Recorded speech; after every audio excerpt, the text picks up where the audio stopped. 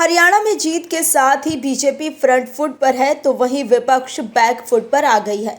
विपक्ष के नेताओं को अब बीजेपी से डर लगने लगा है कि बीजेपी अंदर ही अंदर खेल कर देती है और वो हाथ मलते रह जाते हैं। अब बीजेपी महाराष्ट्र को लेकर एक्शन में है और हरियाणा की तरह बीजेपी ने महाराष्ट्र फतेह का प्लान बना लिया है, जिससे उद्धव ठाकरे गुट से लेकर कांग्रेस और शरद पवार चिंतित हैं। उद्धव गुट के नेता संजय राउत तो एनडीए सरकार के फैसले से तिलमिला गए हैं। कैसे बीजेपी ने एक झटके में महाराष्ट्र में पलट दिया है खेल, बताते हैं आपको इस रिपोर्ट में। दरअसल जम्मू कश्मीर और हरियाणा चुनाव प्रक्रिया खत्म होने के बाद अब महाराष्ट्र के चुनावों का ऐलान होना है। इससे पहले राज्य में सरकार की तरफ से लिए जा रहे ताबड़तोड़ फैसलों पर शिवसेना यूबीटी नेता संजय राउत ने सवाल खड़े किए हैं। संजय राउत ने कहा है कि केंद्र और राज्य सरकार जनता को भ्रमित करने के लिए घोषणाएं कर रही है।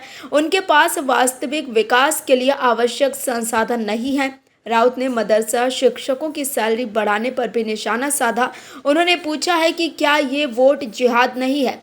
राउत ने कहा कि महाराष्ट्र की जनता को ये समझ में आ गया है कि ये घोषणाएं सिर्फ चुनावी गणित का हिस्सा हैं।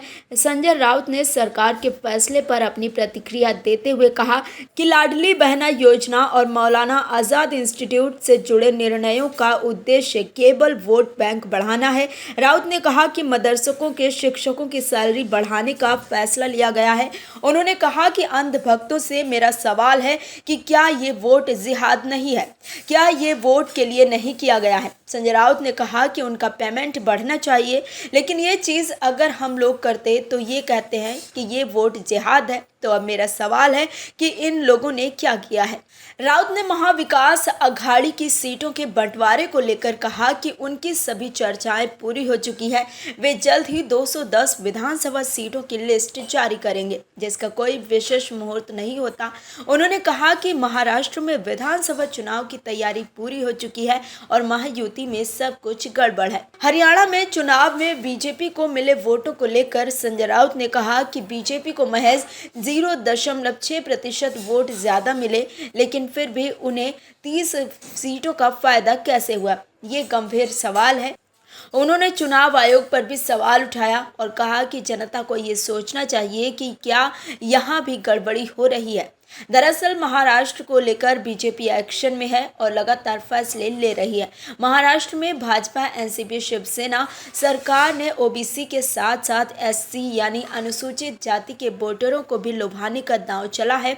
एकनाथ शिंदे के नेतृत्व वाली महायुति सरकार ने राज्य अनुसूचित आयोग को संवैधानिक दर्जा देने वाले अध्यादेश पर मुहर लगा दी है। इसे अगले विधानमंडल के सत्र में पेश किया जाएगा। महाराष्ट्र सरकार के इन दो फैसलों को चुनाव से पहले बड़ा कदम बताया जा रहा है। सियासी पंडित इसे महाराष्ट्र में ओबीसी और एससी वोटर्स को लुभाने की कोशिश के तौर पर देख रहे हैं। राहुल गांधी भी ओबीसी और एससी वोटर्स को लुभाने की कोशिश में है। यही वजह है कि वो बार बार जाति जनगणना की बात करते रहे हैं। ऐसे में इस फैसले से बीजेपी ने महाराष्ट्र में विपक्ष की नींद उड़ा दी है। यही वजह है कि संजय राउत भड़क गए हैं, क्योंकि मदरसा शिक्षकों की सैलरी बढ़ाने से ओबीसी के साथ अगर एनडीए गठबंधन ने मुस्लिम वोट बैंक में सेंध लगा लिया तो विपक्ष का खेल खत्म ही समझो। Bureau report, OMH news. और भी वीडियोस देखने के लिए चैनल को सब्सक्राइब करें और बेल आइकन को दबाएं।